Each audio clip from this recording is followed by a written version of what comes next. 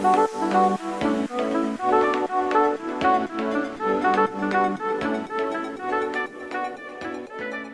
hello everybody. We're back again, and I have a really amazing young man here with us today, Michael Tableman. Hi.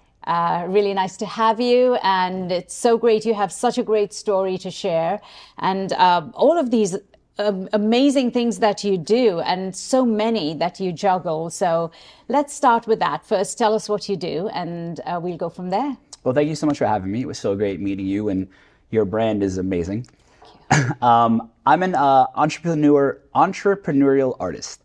I had dabbled in a lot of different businesses, as well as I have my own art that I really tap into. I have a nonprofit foundation called The Mind's Pursuit, where we look to change the stigma and create a movement for mental health. I have my own podcast called Chaos Controlled, where we dive into the behind the scenes of like what everybody actually struggles with, because most people are only showing you their highlight reel in real life. I'm a speaker, spoken word poet. But then to fund all of that, I have been in hospitality for about 20 years now. I run VIP services for large-scale music festivals, pop-up events, and I have been able to kind of sync the two worlds, because in hospitality, people struggle there way more than anybody really sees, because it's an industry where, you know, the customer's always right, and you have to put on that face, and even if people are treating me like absolute shit, I have to still smile and say everything's okay. And get the job done brilliantly. Yeah, people don't realize this. Most of the times the event, the festival, the concert is falling down and is on fire around them. And I'm the one who has to put out the fire. Wow. Now, that comes with a lot of pressure. And what do you see as the biggest part of the struggle, being this entrepreneur that juggles so many things, and especially in the world of hospitality? And how have you dealt with it? What has your ride been like? Up and down. The movement of emotions, as we call it. it. It has been a lot of trial and error. The tough part about where I've gotten to my point in my career, and I have so many things going on, there's a lot of people who depend on me. There's a lot of people that look to me to fix the problem. I have to figure out what the problem is and stop it before it happens. I thought it was a great idea when I was younger I was lucky enough to get a job in hospitality and festivals, and I got to create my own team. So I brought all my friends with me, which is awesome to a certain extent when it wasn't a career. But now I feel responsible for a lot of people. I feel a lot of pressure on it. And I guess that's how we can kind of start into my story is I've dealt with a lot of my own mental health struggles. For a long time, everybody thought I was diagnosis, which is actually an opinion, bipolar disorder, depression. So I was still trying to figure out how to manage that, but I didn't really dive into that for a while. So I would just kind of cope with it with a copious amount of drugs and alcohol. So I would do these events to a very high capacity, especially I didn't really start my mental health journey into really figuring out what was wrong with me and my nonprofit and foundation and everything until COVID happened. It was always something I wanted to do, but when you're traveling 250 days out of the year, you don't really get to do anything else. And plus I was just partying like a motherfucker. I really enjoyed that life, but what people didn't realize is I wasn't partying because I enjoyed it. I was partying because I needed to mask how much inside I was screaming and dying and hating myself. Because as a man, you grow up, and especially I love where I'm from. I grew up in a town in Queens, but it's the whole concept of suck it up. You don't get to cry. Get through this and you'll be fine. The stigma. Which is an awful way of doing things. And I buried it for so long to the point where it exploded. You know, I think that still happens today, right? People still suck it up and try and deal with it on your own, and that's your coping mechanism. And sometimes you've got to let go of that. Let's go back a little bit to you being diagnosed or misdiagnosed, so to speak, and that's happened so much. It's bipolar, and no, it might be schizophrenia, or it might be something else. When did you actually see this, and were you actually medicated for it? I was medicated immediately. You gotta love how you go see a psychiatrist and within the first 10 minutes, you're on a new medication. And it's like, well, what are you feeling? Oh, well, I'm feeling anxious. Okay, you have anxiety, take this pill. It's like, really? We're not gonna go a little bit deeper here. We're gonna play this guessing game. Again, like it's not a diagnosis. It is somebody's opinion. Like, the brain is an organ just like the heart, the liver, the kidney. So if something is wrong with your chest, you get a MRI done, they look, they measure, they do all these levels, they measure your testosterone and everything. That's like, okay, you have an irregular heartbeat, you have a murmur, there is some sort of tumor or something along those lines, and they can really pin it down. Why aren't we doing the same thing with the brain? The brain is an organ that operates just the same way. So I was lucky enough now to be able to financially go afford brain scans to really deep dive into it. But before that, it just seems like it's trial and error. Absolutely. Which is not cool to do to somebody. Like, you're just telling me to take this, but it's my brain that you're fucking with. And it's like, okay, well, you have to try this for a month. And I'd be spinning and crawling in my skin, but you can't just come off it because it's even worse. It's that excess dopamine. Yeah. So originally I was diagnosed with bipolar. So for the last probably 5 or 6 years, I've been on bipolar medication. And I was improperly diagnosed. And I was told that my brain was not producing enough dopamine. That's why I was going into these massive depression spells.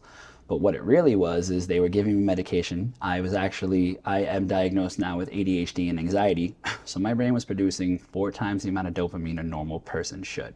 So I would be on these high highs, and when I do these big events, I've been able to train the body is incredible, how it's able to learn and cope. So during these events, I knew that I can turn it on, and I would stay in that flight mode. And I would just keep going, and everything would just kind of pile up, and I would be able to compartmentalize, words are hard sometimes, compartmentalize and put it to the side and just get through the event.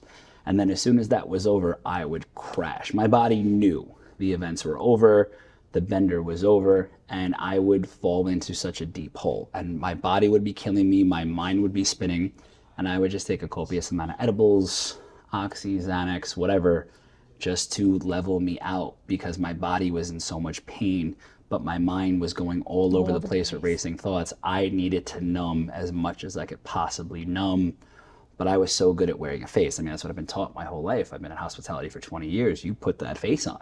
Nobody knows. And like, people would see me out and about, see my highlight reel on Instagram, be like, yo, your life's amazing. You're at Coachella at all these after parties. You're at Rolling Loud. You're in Miami at the best nightclubs. You're with these celebrities. You're partying. Like, I got to party like a rock star with actual rock stars, but I hated every moment of it. How does all of this, you're out there doing your job, you work with your friends, and you're lucky, but you're away from your family, you're here on your own.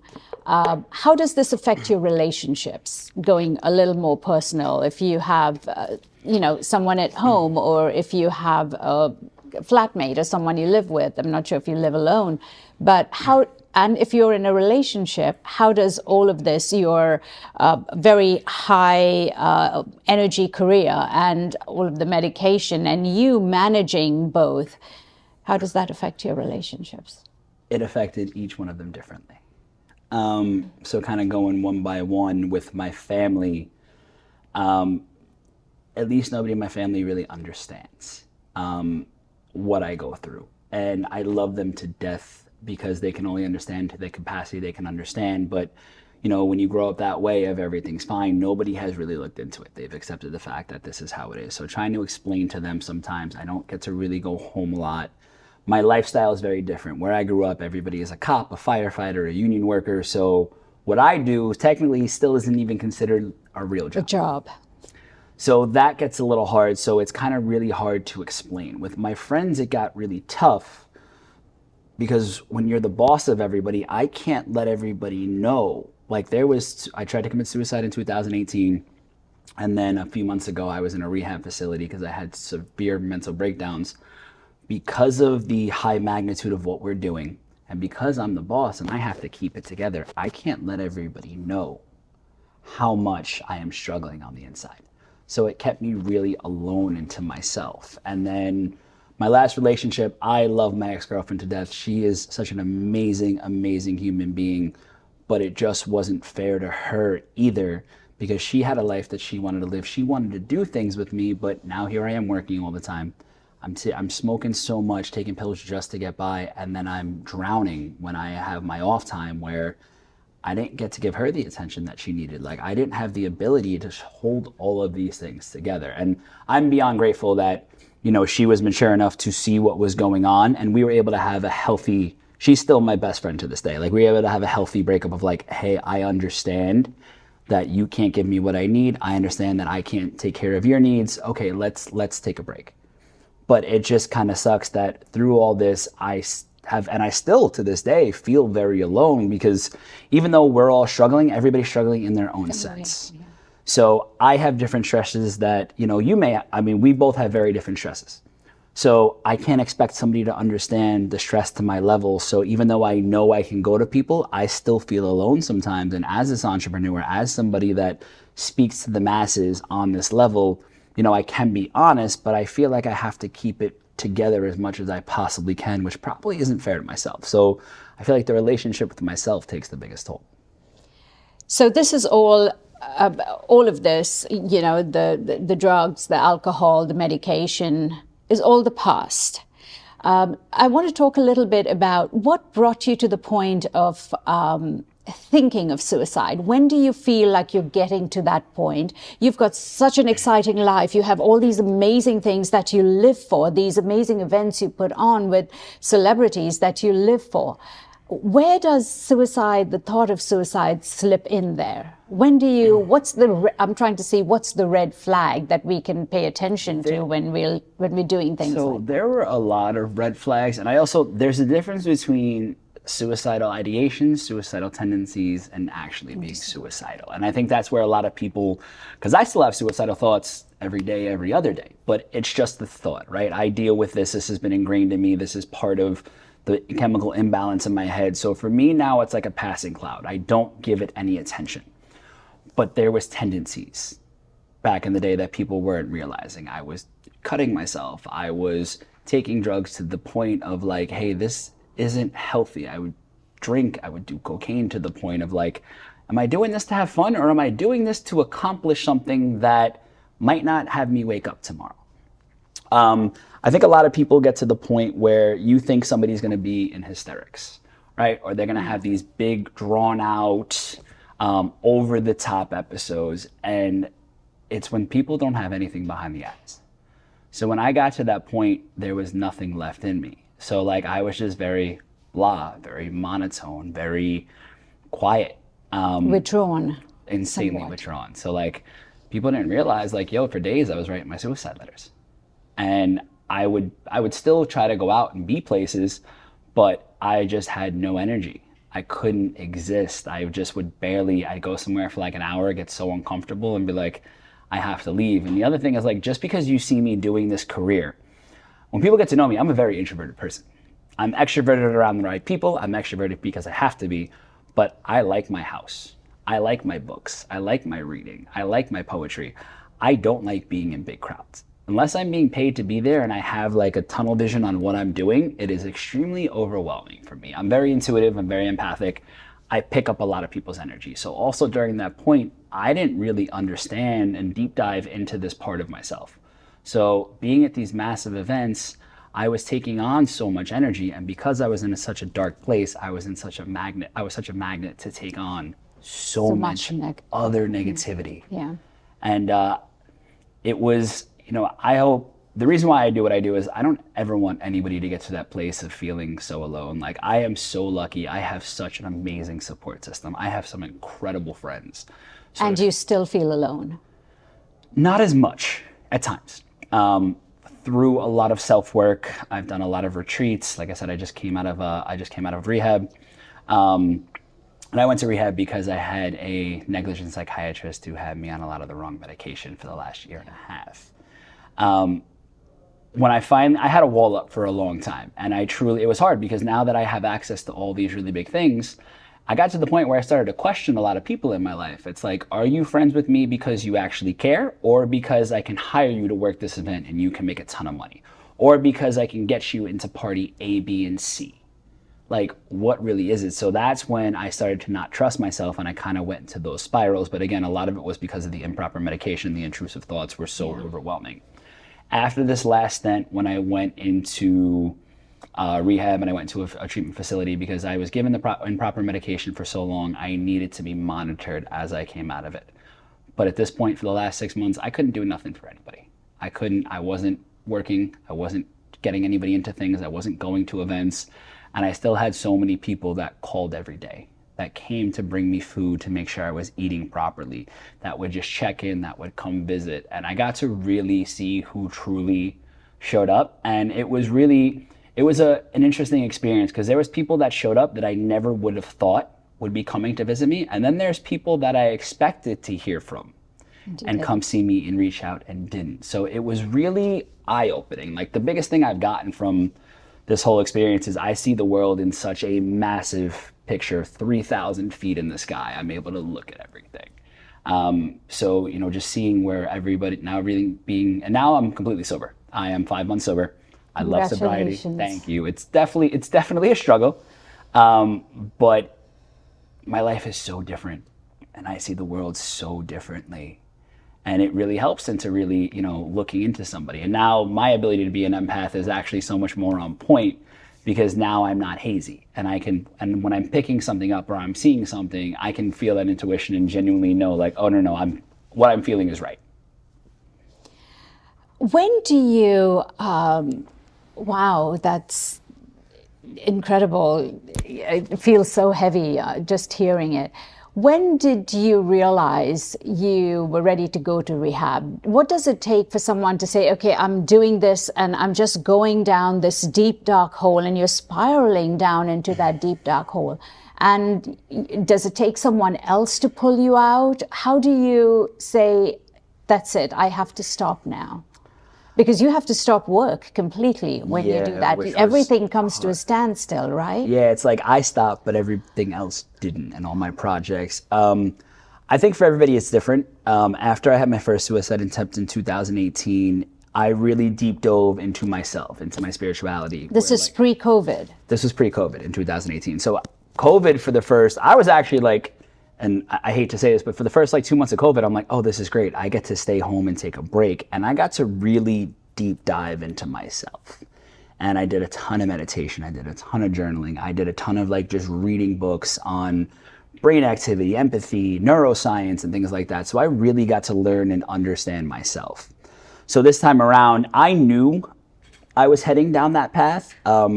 I knew when the switch happened. It was November of last year. I had a really huge event where we had a lot of underlying internal issues that people didn't realize. I had to fire one of my best friends, which took a huge toll on me.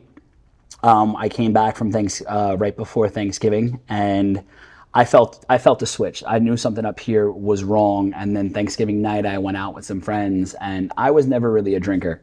And everybody was like, we've never seen you like that. I was just going at it, partying. I was looking for drugs. I'm like, okay, something's wrong. But we had so much of a crazy work stint the next year, I really kept everything in. So when it got to the point was I had to smoke 24/7. That became my addiction. Any free minute I had, there was a joint in my hand. I was smoking 25, 30 joints a day, a couple of 100 milligrams of edibles, ripping dabs, taking oxys. And it got to the point I was out with my ex-girlfriend. We were at a restaurant, and I had a psychotic break. I thought the ground underneath me was breaking. I thought the sky was falling, and I was freaking out.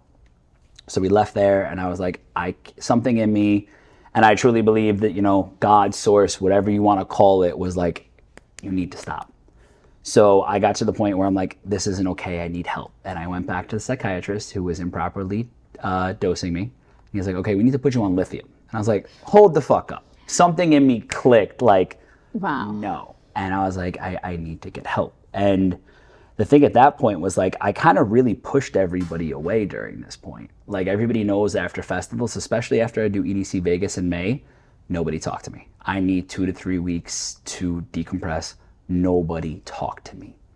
So I was really alone. I didn't want to tell anybody what was going on. So I went through the process of calling different facilities.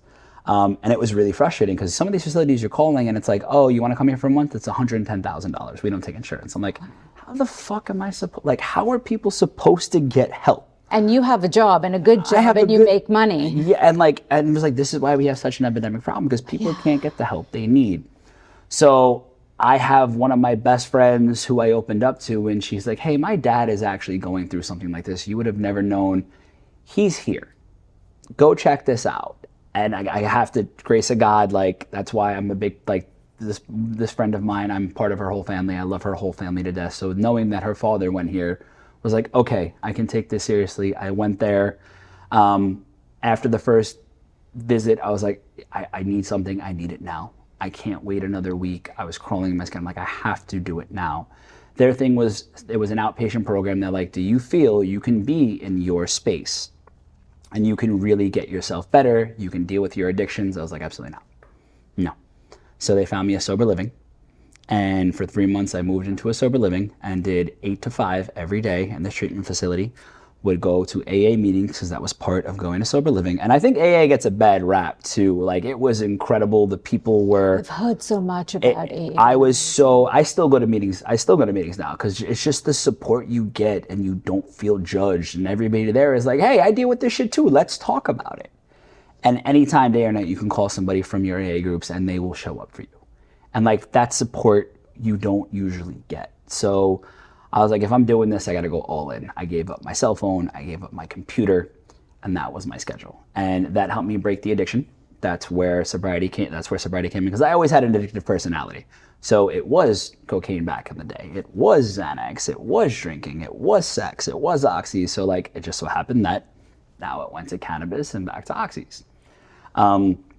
So during that point though, if I'm like, yo, if I'm here, I'm one of those, like, if I'm going in on something, I'm going all in. And I couldn't keep living like that. I'm like, if I keep going the way I'm going, I will have another suicide attempt. And third time's a charm here. This isn't going to work out this time. And I knew that. And I know I have a lot to live for. I truly believe everything happens for a reason now at this point. And I had to go through this because a lot of people still gravitate towards me. The amount of people that told me what you just experienced has really challenged me to better myself. And at first I was like, well, I'm glad my fucking mental breakdown has helped everybody else but me. But now I'm like, okay, I get it. You see the light. I see the light, and I'm so great. Like, if I have to suffer through it, it's got to be a reason. And if I can help people not get to that point, because what most people don't really see is like, once you go down, it's science. You have to go up. So I don't want to say like, look, trauma is fucking trauma. It sucks. And I don't go through trauma to make me stronger, but it has made me stronger, but it's also helped me find peace. You're lucky. You're one of the lucky ones that has been down that path and been able to pull yourself out of it. I think the struggle is when you don't, there are no signs or symptoms for people around you because you're going through this alone. And, they say addiction eventually, if you don't take care of it, leads to suicide or leads to overdose and everything else that goes with it. How do you, what's the point when there are so many people that can't afford the therapy, that don't want to call a psychiatrist, and like you said, you call a rehab center and they won't even take you in. What are the options? What's there for them? What's the light at the end of the tunnel? Because there might be a lot of people that are struggling and say, what do I do if I can't find someone to help me? Where do I go?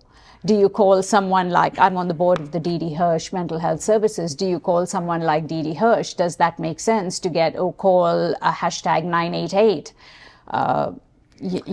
For help. What's that straw that you grab onto? I mean, for me, it was my people.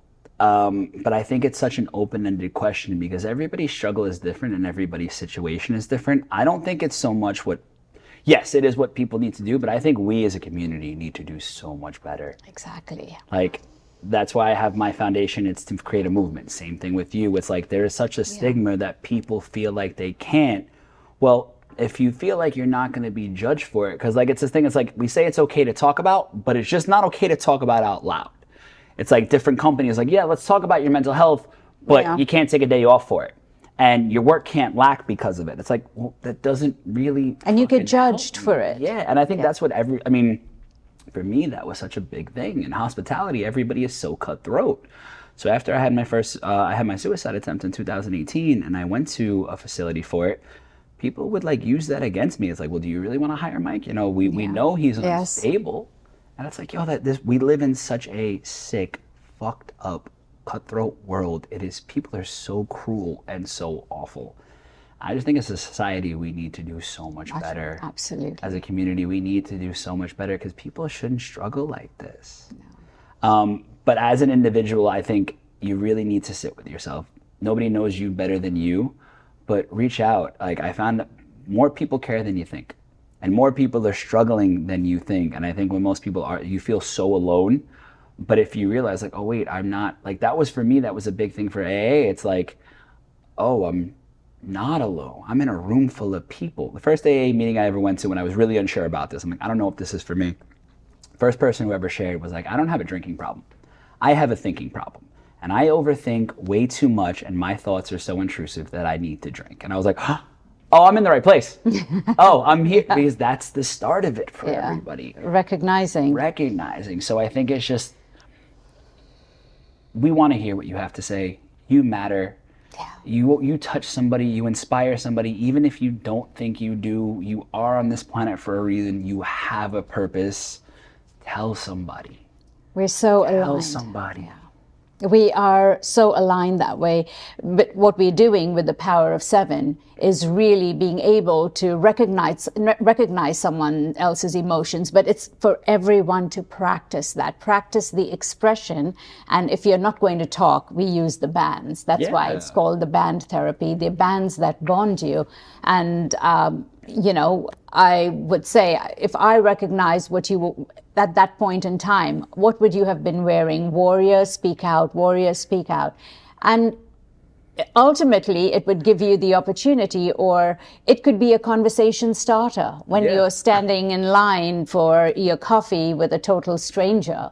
And if they were sharing the same bond therapy or the band bond therapy, you'd have, you know, an occasion to talk to somebody, which is why I do believe that mental well-being is not about the individual. It's about the people around you, and it's about recognizing someone else's emotions. But how would you recognize their emotion if you're not sharing the emotion and if you're not expressing it? And I think what you're doing is so amazing with this. Like, hats off to you, because you're giving people a way to signal somebody without having to, like, it's kind of like a code word, you know what I mean? Like, you're wearing it on it and you're like, and somebody sees you, they can pull you aside and be like, hey, let's talk about this. Or like, if you're walking and I have the band on, but I don't realize, and you just go like this, it's like, there's a sense of relief in me. Like, oh my God, thank God. Like, I'm so fortunate when because when I travel around and I do spoken word poetry, like, that's my passion. That's how I express myself. And that's how I tell people what I've gone through. And the amount of people that have pulled me aside after a show,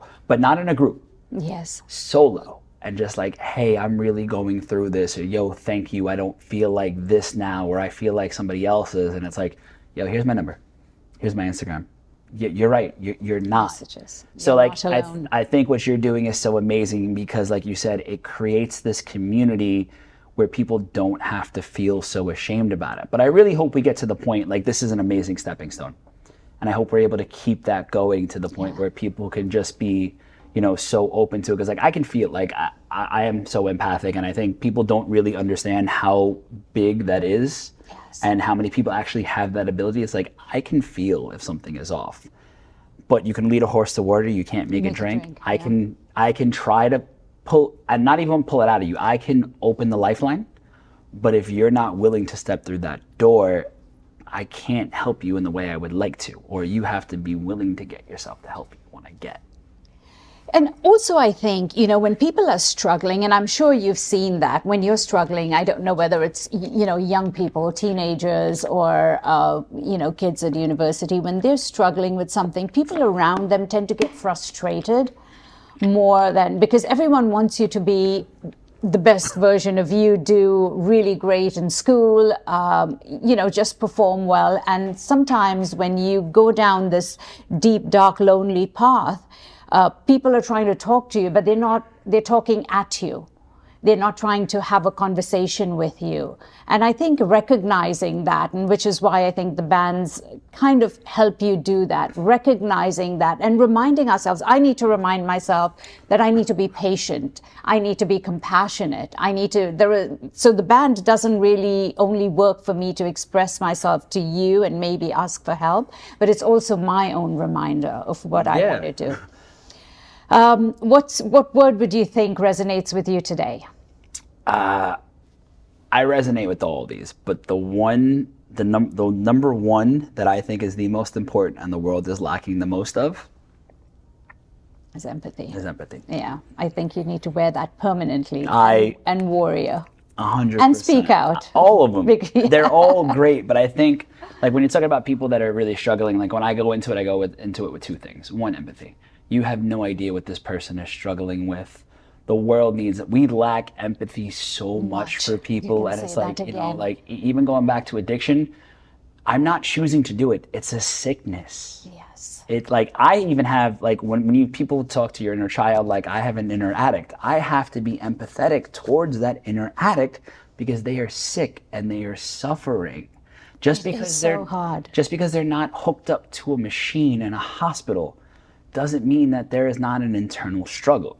And the second thing when I go into conversations with people, it's what do you need right now? Do you need advice or do you need me just to listen? And I think if people go into those conversations with that and understand what somebody needs, because if I just need to get it out of my chest, you trying to give me advice is just going to frustrate me even more. Because like you're not listening. You're thinking about what you're going to say next. I just need someone to genuinely listen. Let me get it out. Let me cry it out. Like, and I think there's so much with, especially with males, it's like, yo, it's an emotion, right? And the definition of emotion is energy and motion. So if you have this sadness about you, cry, get it out. It's okay to cry. It's okay to not be okay, but it's not okay to not talk about it and just let it fester inside of you. Yeah, you know, it's funny. And it's just a reminder for everybody that we've got to be patient and compassionate and empathetic towards people that are struggling and not be frustrated because they're actually in pain. They're actually struggling. But from the outside, you're trying to behave like a warrior. And there's that clash that happens so often between people that want to help you and don't know how. And that's the frustrating part of it. And I don't think we'll ever figure it out because everyone's struggle is different until you're ready to express yourself or you are ready to ask for help. Is that how it would work? It has to come from you. You have to be ready. And sometimes you just miss it and you go deep into this dark hole and that's it for you and everyone around you. But I also think like for people, like there are some people in my life that were just there. Even though I wasn't ready, they knew it and they were just there. Like they would just, I don't think people realize how much it means to just shoot somebody at 10 seconds, shoot a text. Hey, just thinking about you. Hope you're having a good day. Or just, want to check in on you. Hope you're okay. All of that, like the amount of times that I be having a fucking shit day and a friend just calls just to check up or just shoots a text like, hey, just want to think, or sends a sweet meme of just like, hey, I'm proud of you. That would shift my days in an instant. And all it does is take 10 seconds. Like, check in on your people. Check in on your strong friends. Like, my friends like, you were the strongest one. You have everybody's back. We would have never thought. Well, did you ask? Yeah. Did you ask? Yeah. No, this is so beautiful.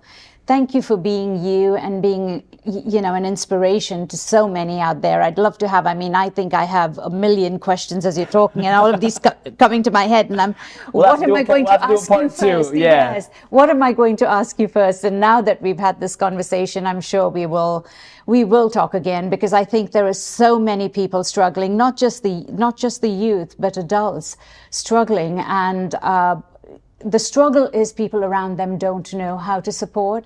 And I think that's what we want to learn about is how do we support them? And you said just being there, just saying, I love you, just saying, in case you need anything, I'm here. Or how are you doing today? Just reminding people that they are loved and we're there for them. I say, well, two things what you just said. One, I think as adults, we need to set an example for the youth. Because I think it's harder for them than it ever was for us. Yes. In this age of social media. And then secondly, when you saying I love you, I had a friend one time that she was with me for a day. She's like, you say I love you like all the time to everybody. Like you do that. It's like, is it genuine? I'm like, yeah, I genuinely love my people. And like, you never know when's the last time you're gonna talk to somebody. Get to say that to somebody. So it's like, yeah, that's how I end all of my calls with all of my people. It's like, all right, out, bro, love you. And like they all say it back. And I am so fortunate to have a solid group of friends. And like I got a group of boys that like we've seen each other cry. We've been there in our darkest moments, and like there is nothing holding back. And I am so proud of my friend group, and I'm so proud that when people are around us, they're like, yo, how can me and my friends be more like you guys? Like, just talk. Wow. Yeah, absolutely. I mean, I have a ton of other questions, but for now, thank you so much, Mike. Thank you for being here. Thank you for being such an inspiration. And I do love you. I love you too. Thank you so much for having me on here and your amazing platform. And I can't wait to do more with you and come back for a second one. But there'll be some amazing things that I know we get to do together on this vibration. I'm very excited for it. Absolutely. And so am I. And I want to do the Power of 7 with you. And I want to practice it together with you. Can't wait. Take care. Thank you. Thank you.